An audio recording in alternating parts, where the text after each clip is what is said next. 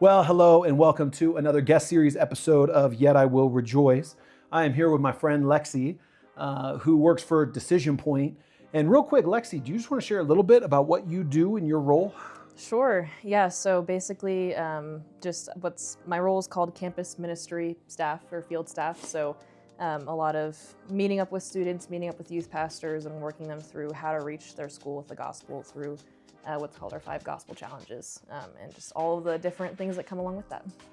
And if you're a regular, you know that we've talked about Decision Point and the work that they do. We've had many individuals on who can share more about what they do. But today we're kind of talking about a little bit of a harder topic because as you guys are equipping students to be bold and innovators and entrepreneurs, so to speak, in their school systems and starting clubs, which are all student run, and equipping them to do that work, we've kind of run into some pretty serious challenges, specifically in Colorado Springs, but I know there's elements like this everywhere.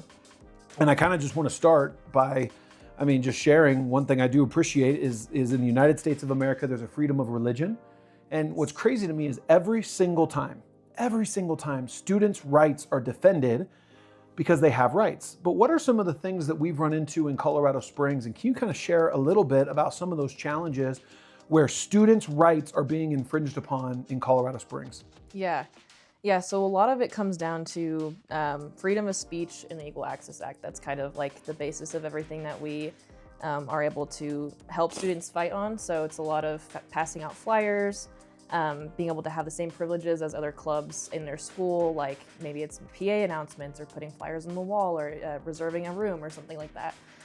So a lot of it has come down to those two things, but especially I feel like having flyers and like doing promo time has been a big one for Liberty and TCA, or the Classical Academy North, and the Classical Academy College Pathways have both had issues with that. And so, yeah, a lot of those things. Yeah. Well, and what are some of the ways, have you seen where some of these challenges that you're describing, before we get into more of the specifics on the harder school in particular, how have you seen that impact students that you're working with? It can be very disappointing for them, I think, or discouraging as they first start going through the process, just because, a lot of times they're really excited going into it, and then they come across some kind of roadblock, and it's like, oh, this is hard, and we warn them about that ahead of time, but it's so much different when you actually experience it. So it can be very difficult at first and discouraging. But then a lot of times it actually ends up strengthening them and strengthening their mission a little bit, because they realize why they're doing what they're doing, and they have to actually really think through that and weigh the cost of it. And when they decide to continue moving forward, then God strengthens them through that process. Yeah. How would you say, has that been a little more discouraging than you thought it would be, or has it been more prevalent than you thought it would be, taking on a role to help students start clubs?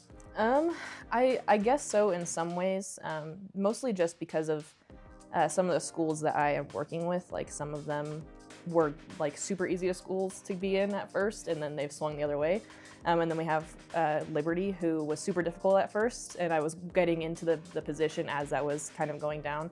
And since then it's been super easy. And so it's like just kind of unexpected in the schools that we're dealing with all of this stuff. It is something that we're prepared for going into campus ministry, just like the legal side of it. But yeah, it's kind of a prevalent thing. Yeah. Well, and one of the models that Decision Point works by is partnering with churches to help equip students to start clubs. Specifically Christian clubs, obviously, because that's their mission and vision, but they really utilize the legal rights of students to do those things. And as we kind of talk about some of the challenges that are being faced, I will say, as someone who has served as a coach, I've actually served with Lexi in one of the schools that we're going to talk about today. I think I've been really surprised, as a personal opinion, on just the amount of ridiculousness that some of these students have to interact with, from just absurd reasons why they're being told no for things that are their right. But it just kind of, what's interesting to me is, Colorado Springs tends to be a community with a lot of Christian influence. Yeah. But it feels like at the same time, for some reason, there is so much pushback against anything Christian. One of the schools that we work pretty heavily with is called Pine Creek High School. Yes. And my wife graduated from Pine Creek High School. And while she was there was a student that was trying to start a prayer club. during a free period that they had right before lunch. They said no, so this individual sued the school and won, which was no question. It is his free time. He can do whatever he wants during that free time. Non-instructional time. They can't tell you not to pray. And instead of just letting this kid start a prayer club, the school canceled the free time for all students. Yeah, it's crazy. So that was, 10, 15 years ago now, but I feel like we're still receiving a lot of that same treatment in a lot of schools. What would you say are some of the main direct pushback elements, similar to like that prayer meeting getting, the time being canceled? What are some of the ones that you would say have been a little bit more surprising or ones that you kind of didn't expect? Yeah, I mean, we had one school who they were fighting on the basis of equal access. So they had I think it was the Gay Straight Alliance Club had a, what's it called? Curricular club status, and they're not really supposed to. And so our students at the Christian club went and were like, hey, if they're able to have this, then we should be as well. And so instead of allowing the Christian club to have a curricular status, they took away the curricular status of the Gay Straight Alliance Club, which, was not what we were going for. But it's just interesting that they'll do stuff like that in order to keep Christians from sharing the gospel. Well, and correct me if I'm wrong, that's the same Pine Creek High School that I just mentioned. I think so. As the prayer. So from my understanding, what happened at Pine Creek this time around is, again, students wanted to start a Christian club, which they did, and they've been able to meet. And one of the equal access laws that exists in the United States, if you afford one club rights, you have to afford all the clubs equal rights. And one of my students, because I actually helped coach this club, calls me one day and goes, hey, the Gay Straight Alliance was able to just make a PA announcement, which the Christian club students have been trying to do for 2.5 years at this point, just to promote some of the activities that they were doing. The Gay Straight Alliance Club was just able to give a PA announcement. Can we go ask if we can also have that equal right, and go give this PA announcement? And instead of just saying, yes, you can give a PA announcement for your twice a year, it's not even a regular club meeting, a twice a year event that they were trying to host, they completely just removed the designation on another club, which was never the heart of the students that were trying to go and give a PA announcement. That's a little crazy. Pretty crazy, yeah, stuff like that where it's like, you can tell, they might say that it's for one thing or for another reason or whatever, but it really just seems like they're doing kind of whatever they can to keep the Christian students from having their outreaches or their clubs or whatever it is. So it can be a little frustrating when it's like they're not outright saying what the reason is, because it's so much harder to really fight against that or give your own reasoning if they're not admitting to what the actual reasoning is. Yeah. Well, let's kind of transition a little bit. As I've been partnering with you guys over the past couple of years, we've run into all kinds of things at all kinds of schools. As you mentioned, some schools will start one way and then flip, and then other schools vice versa. One of the harder schools that we've had interactions with, really, and part of the whole reason we wanted to have Lexi on today is to talk about, we have students that are taking legal action against their school because of some of the way that their rights are being infringed upon. And so I think it's fair that we use, something like this to speak to our perspective of what is happening. And ultimately, we're asking for your help as we seek to defend the rights of students and really, more importantly, support the boldness of students.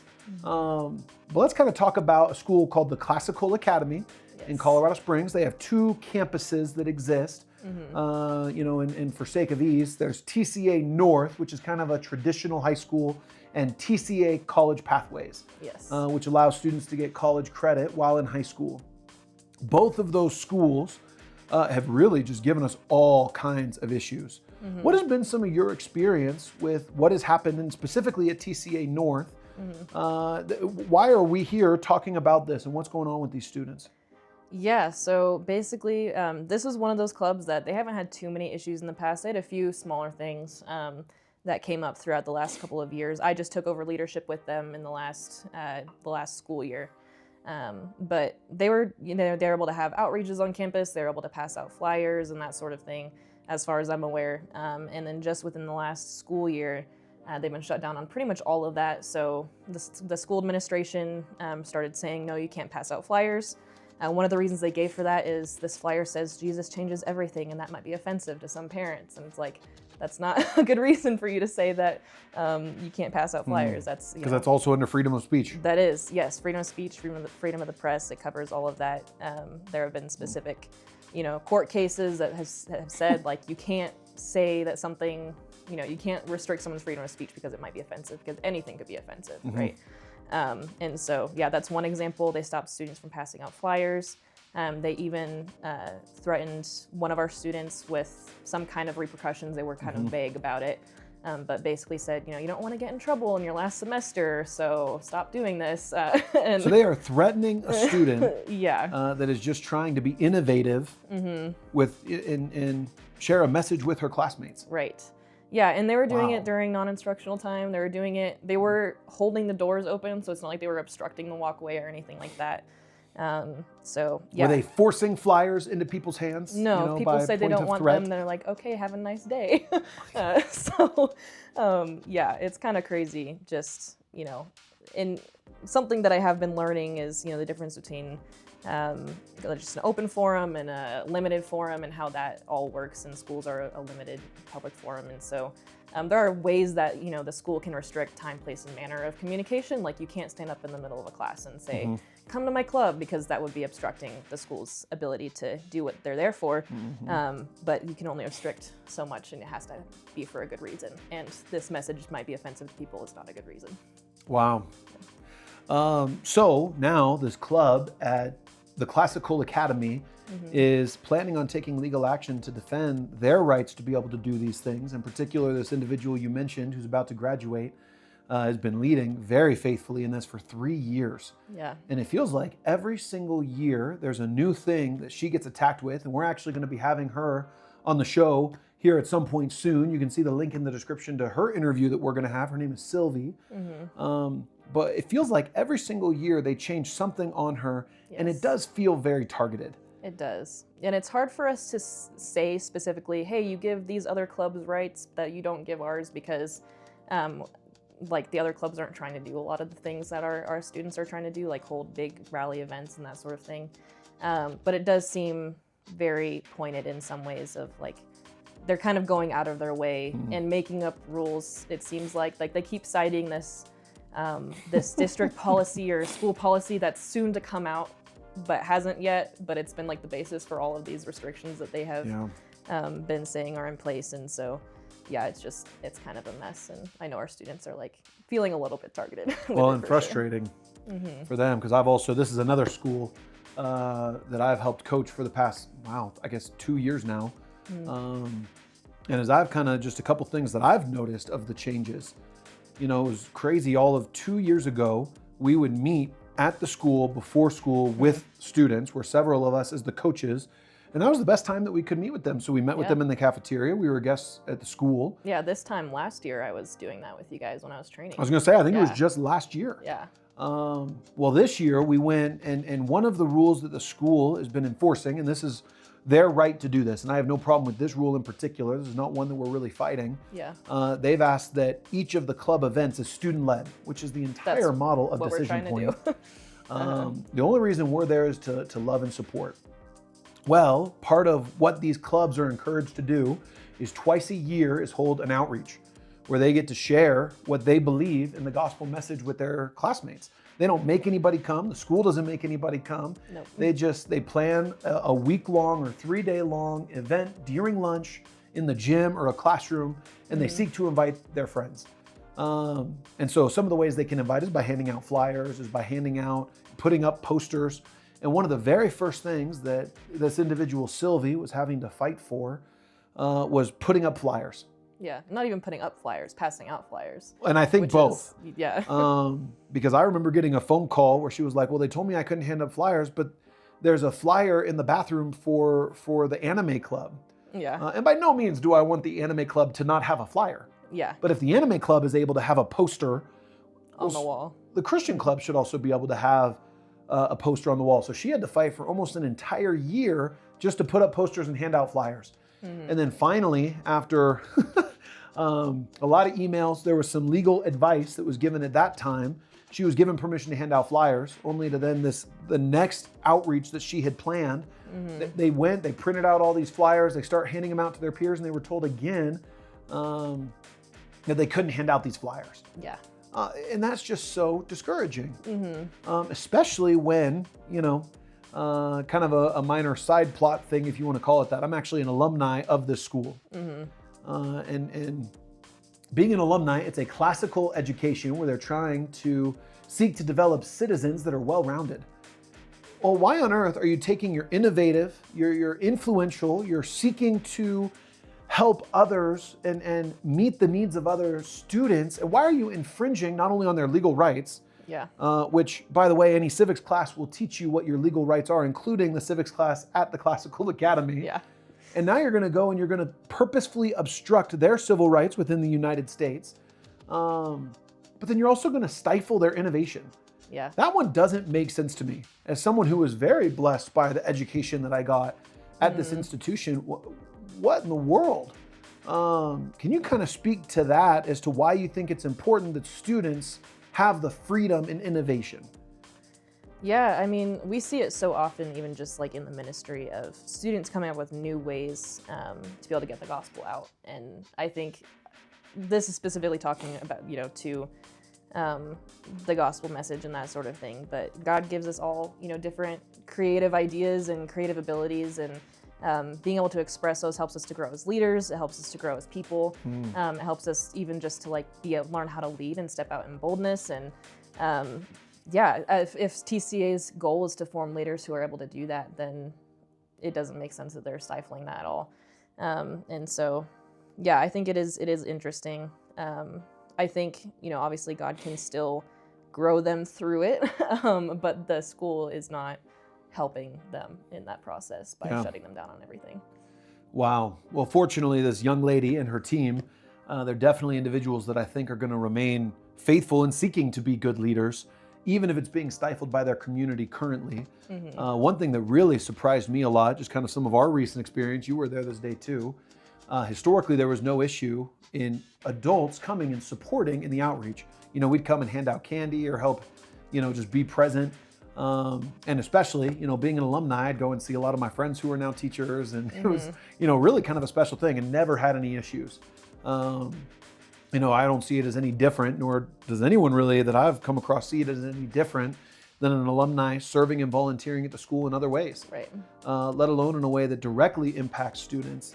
Well, this most recent time, as we were going into outreach, we were told, and actually I was pulled aside. I remember I had gone to the restroom, and as I'm walking out of the restroom, an administrator stopped me and came and pulled me aside and said, "We are no longer allowed to be on campus at all for these." And here's what's interesting is it's for these events. If I wanted to go volunteer in the library as an alumni, I don't think I'd have any issue. No. If I wanted to go volunteer in any other club, I don't think I'd have any issue.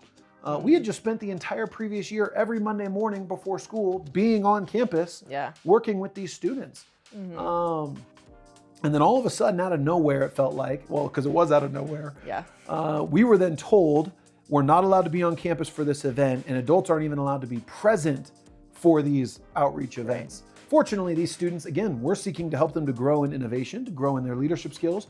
We're not necessary. Our presence, that outreach is going to run the exact same whether we're there or not. Really, I think, honestly, the biggest help for the reason that we wanted to be there is A, to be able to pray with the students beforehand. That's a huge blessing for us, specifically the student leaders. And B, just to be able to set up and break down tables, and so that they're not rushing to class. I want to be able to bring the boxes out to the car so they don't have to, and so they're not late to their next period, so they can continue to grow in their education. Exactly. And so it's not like we're up there and we're doing all the speaking. And there's some clubs, youth pastors will come in and be guest speakers and stuff like that. But it's still student led, and that's our heart, is that it's always student led. But even that's with administrator permission. That's never done in secret. In defiance or anything like that. So it is. But I think what's interesting with that is the reason that they decided for kicking us out that semester. And this was, at least for me and for one of the other guys that was there, the youth pastor, that was our first time being there that whole semester, or really the whole school year, because it was the beginning of the school year. They said that something in the policy said something about regular attendance. Adults cannot regularly attend. the students' clubs. And so they're like, that's the reason why. I'm like, okay, this is our first time. They said even one time can be considered regular attendance. And I'm like, really? And so that was interesting. They did end up later on going back and saying, okay, we see how that's unclear language and we'll clarify that in the revision and all of that. But it's just, yeah, it's another one of those things that it's just like, they're kind of grasping at straws of whatever they can to keep it from happening. Well, and where does this policy exist? I think that one was in the school handbook, which it was just one line about adults cannot regularly attend clubs. As far as now they're having us fill out these visitor forms or volunteer forms. We have to sign up as a volunteer with the school if we want to come in. We've looked in the handbook and I don't think that we've been able to find where exactly that is, but yeah. And everything else that they're citing is this supposed future handbook that they're making. So they're enforcing a future written policy on students that doesn't exist anywhere. Even, you mentioned this one thing from the handbook, but as far as this club policy that they're citing, isn't actually in effect or exists. Right, and that's so the the board same has not approved it. Parents have not at all had any opportunity to see it. The community has had no opportunity to see it or interact with it. And they're citing it as policy of how they're going to allow students to interact against their legal rights. Right. Am I understanding that correctly? Yes, and that's the same one that they cite for posters and flyers and all of that stuff. So yeah. Is a policy that doesn't exist. Yeah.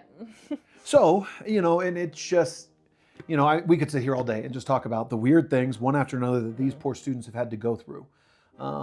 We mentioned the other TCA campus. I have a student in my youth group that is at this other campus who was told she's not allowed to share the gospel with someone until she's talked to them 3 times. Which is just gold.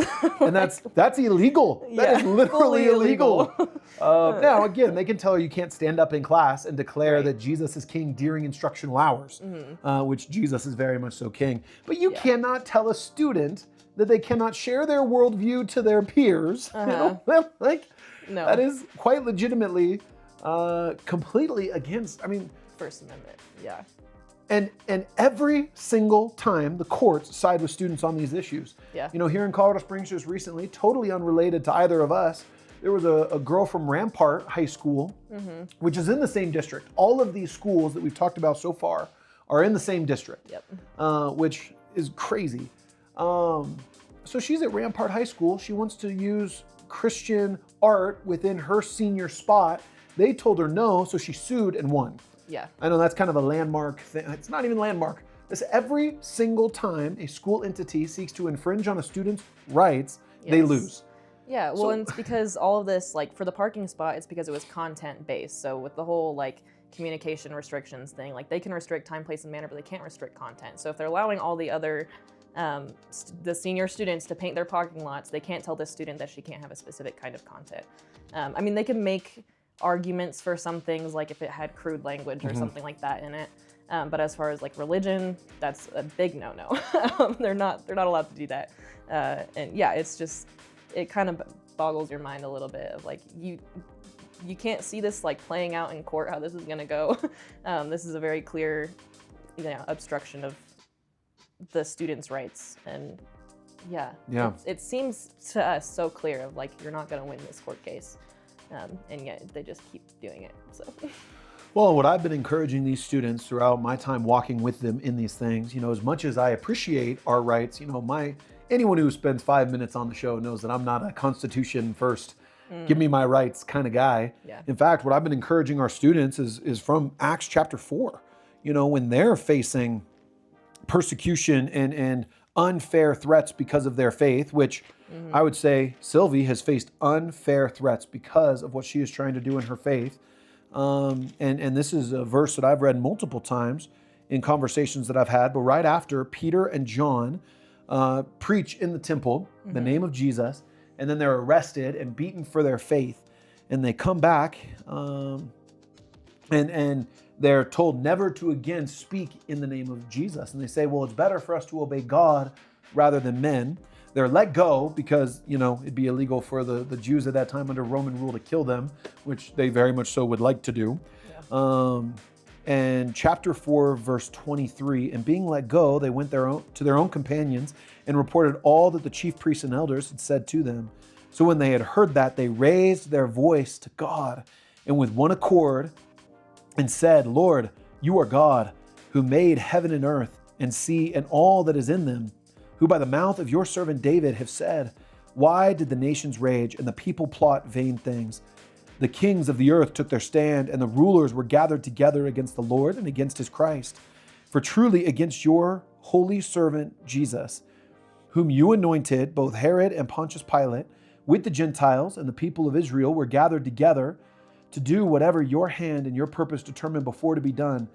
Now, Lord, look on their threats and grant to your servants that with all boldness they may speak your word. And so whether it be any of our students, whether it be Sylvie, whether it be anyone who's watching this that feels like they are being disproportionately attacked because they are standing for the Christian faith, whether it be in the United States or abroad, I'm just going to tell you right now, let's pray for boldness. And actually, we're going to transition here in just a minute to talk about some of the ways that we can support. What can we do, right? If you're watching this right now, we need your help. We are asking for your help. And one of the ways that we can do that is to come alongside these individuals and just pray that they would be bold.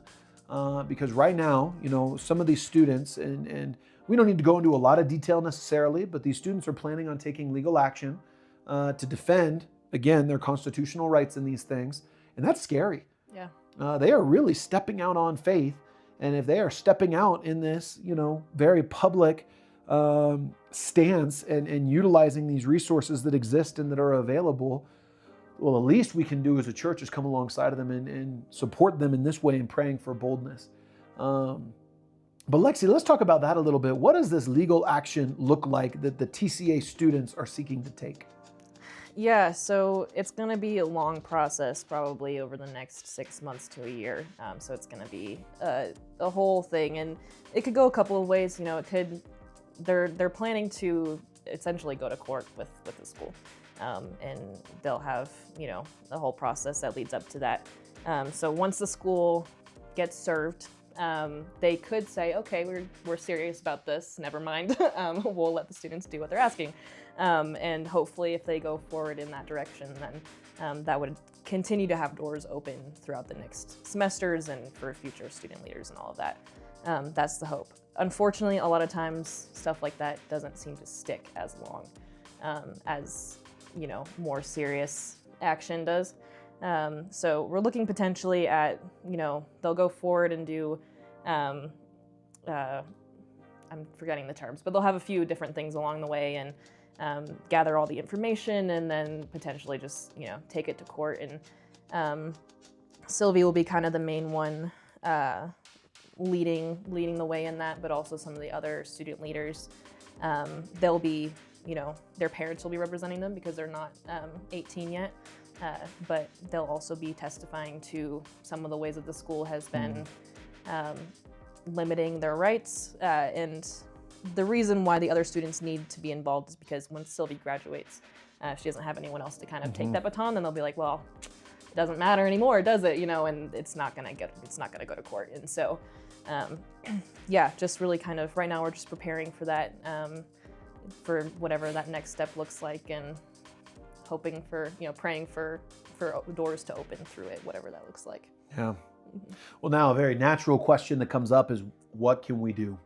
How can we support? And I already mentioned, let's pray, not only for Sylvie, but also for her team, and these students that'll have to carry this mantle moving into the future.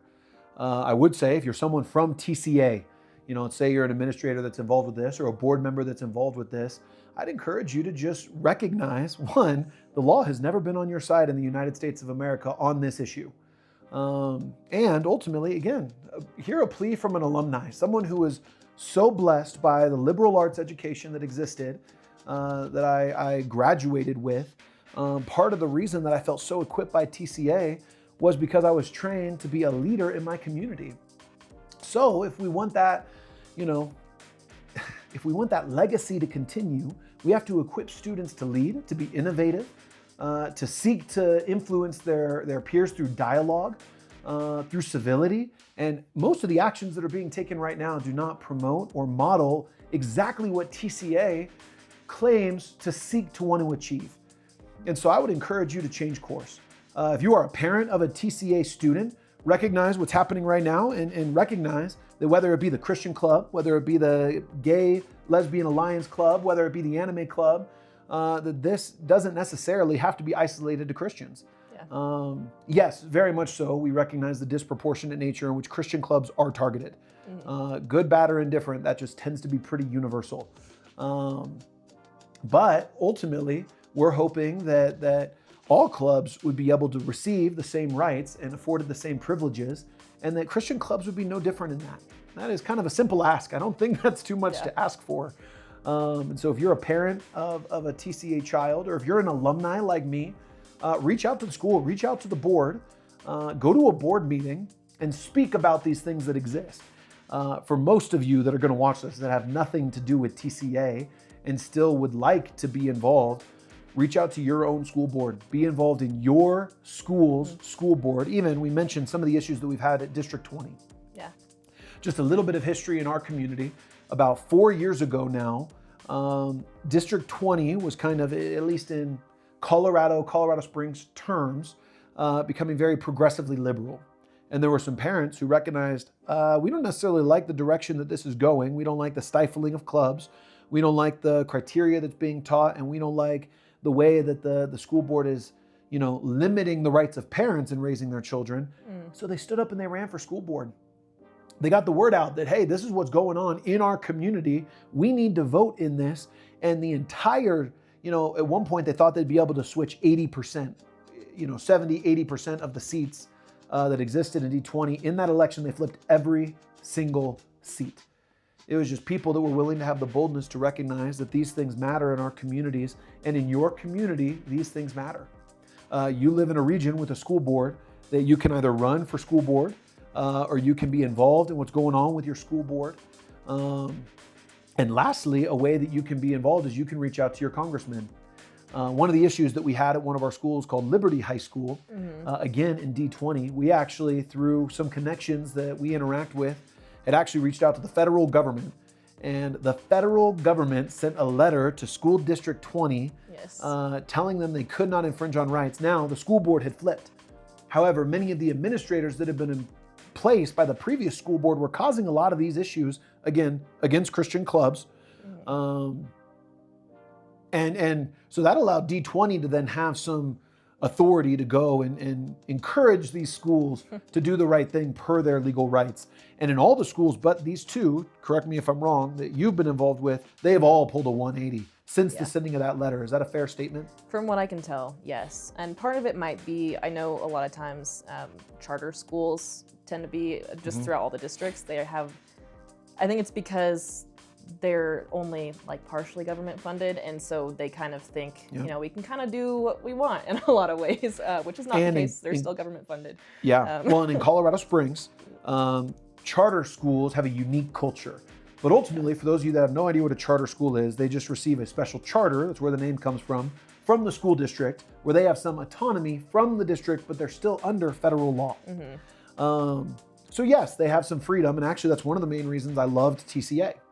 I loved the school because we had some, we had uniforms, we had some curriculum that existed outside of what typically would in a normal district school. It was not private, it did not cost to go there, but that doesn't put them above the federal law. And nor does that allow them to really treat these students in a way that is unfair and unjust, which is why we're recording this video. But all the other public schools, at least, seem to have pulled a 180. Yeah. I mean, Liberty High School definitely did. Like, we went from one of the school, the school administrators, yelling at the students and yelling at the teacher sponsor one semester to the next semester coming up to us and like, so glad you guys are here. We're so happy to have you, and let me know if there's any way we can help. And so like that kind of switch is just crazy. But it's because of that higher up influence, trickling down, and the ability for the board to speak into it. Well, I know our congressman here in Colorado Springs, Jeff Crank, has very much so stepped into this space of seeking to help. And you have congressmen and women who are very involved, and really that's why we live in a representative democracy. Is our representatives are the ones that represent us to the federal government, and so you can reach out to those individuals and encourage them. Hey, we as people care about really ultimately our First Amendment right, in particular, freedom of speech. Yeah. And that should extend to our students. That should extend to those of all faiths, but including the Christian faith. And so, Lexi, anything else you would add of ways that people can be involved to help support? How can people help with what we're striving to accomplish here? Yeah. You mentioned praying for the students. I would also add pray for the parents that are involved in it, because parents have a huge influence, obviously, on their students, and oftentimes fear from a parent's side can also hold the students back. So pray for them in the process, for peace and all of that. Pray for the school administration. That's a big one. We constantly remind our students, like, the school administrators are not the enemy. They're not the ones who are fighting this spiritual battle against them. It's the enemy, it's the devil. And he's the one who is causing all of the issues. And so we even will remind our students, like, hey, we partner with a group called Pacific Justice Institute that represents students for free. We say, they also will represent the school administration. If the school administration is afraid of, like, losing their job if they support the students, like, we're not against them, we're for them. We are also going to fight for justice. And so be praying for the school administrators as well. Be praying for their salvation too. I mean, many of them don't know Jesus. And so this could be how that happens. You never know. God can work in some awesome ways. Well, and we've seen them also go after teacher sponsors. Yes. Where there have been threats against teacher sponsors. Again, you don't get that in any other club. No. Yeah. So yeah, be praying for just everyone involved at the school and at home, and for our team and the youth pastors that work with us too, for sure, as we kind of try to take steps forward in wisdom in all of this. And then, of course, I mean, Decision Point is a nonprofit. If you want to support with your funds, we're happy to take those. I mean, well, and even Pacific Justice Institute. Yes. They only provide these services to students for free without charge to the student, because people who graciously give towards those things. Yeah. So you can support PJI, is Pacific Justice Institute. You can support them. You can support us. Any other ways? Yeah, I'm trying to think of what else. Yeah. Those are the main ways. I mean, if you have, like you mentioned, Brandon, if you know people that are involved in the school board, or if you are connected with a school in your area, don't be afraid if you're seeing stuff like this happen to just write a letter to the school, and go be the person to speak out about it, and encourage others to do the same. And also, I think another thing is encouraging students in their rights. Like, we know what their rights are. Sometimes they're not upheld, but telling students, like, hey, you can do this. Like, you can go out and share the gospel in your school, and you can pass out flyers, and you can have gospel conversations. Because the more I think we talk about that, the more familiarity there is with students' rights, and then the less this will happen, but even more so, the less students will have to be afraid of this happening, because they'll go into it knowing what they're actually allowed to do and what they're not. Yeah. Well, and the other thing that I just want to communicate as we kind of move on a little bit, I'm an alumni of TCA. I love TCA, and I'm about to encourage people and be part of standing with those that are seeking to take legal action against something that I see as unjust.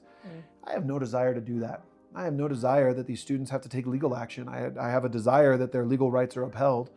But what I also know is it sounds like the school has already inquired of their legal counsel, and they're anticipating this legal fight.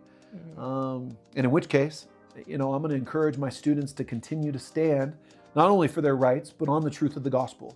And so it does break my heart. I would much rather have dialogue. And even if you're watching this and you're someone who's a representative from TCA, reach out to Yet I Will Rejoice, and we'll come and have you on the show. We'd love for you to be able to give your perspective, even in this format. And let's talk through these things. We don't have to take these things to legal action, and that's really not the heart. The goal of these students is not that they want to go and sue their school. Yeah, they're not here to stir up strife. They're not troublemakers, and that's what's crazy about the way that some of them have been attacked. They have a desire to reach their peers with the good news that Jesus Christ saves, and they have every right to do that.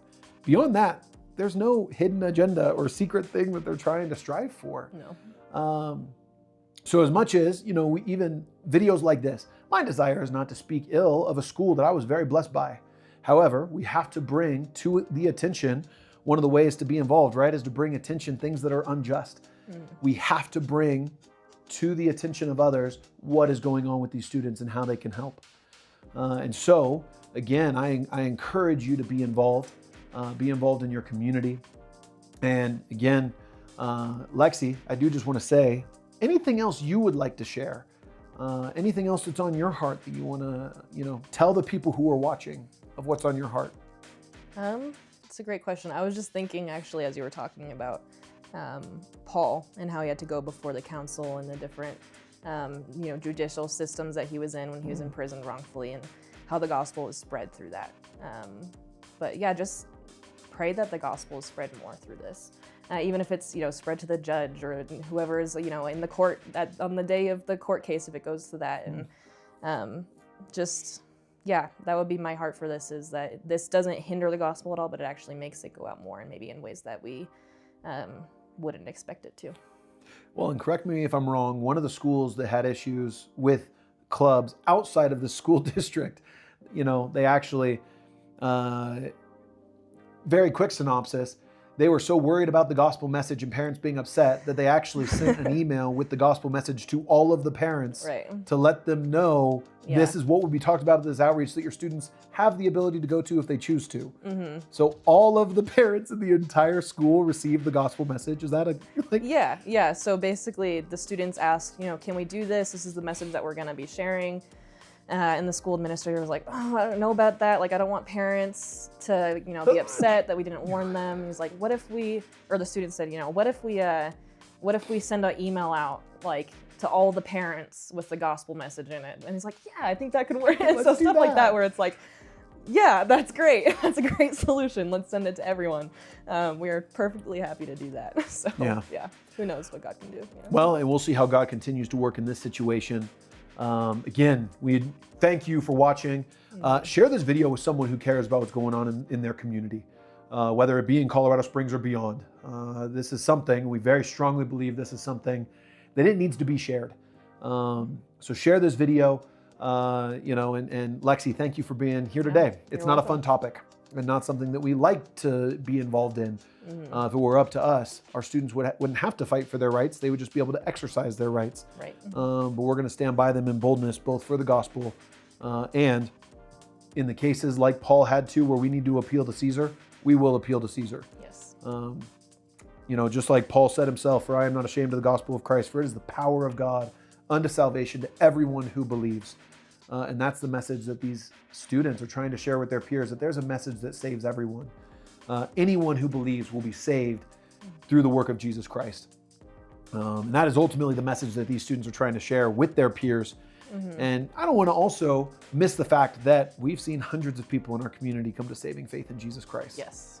In no way is this a sign that we've been discouraged or defeated. In fact, we've seen so much growth from some of these things. Yeah. So praise the Lord. All right. Well, thank you again for being here today. Yeah. Last chance. Anything you want to share?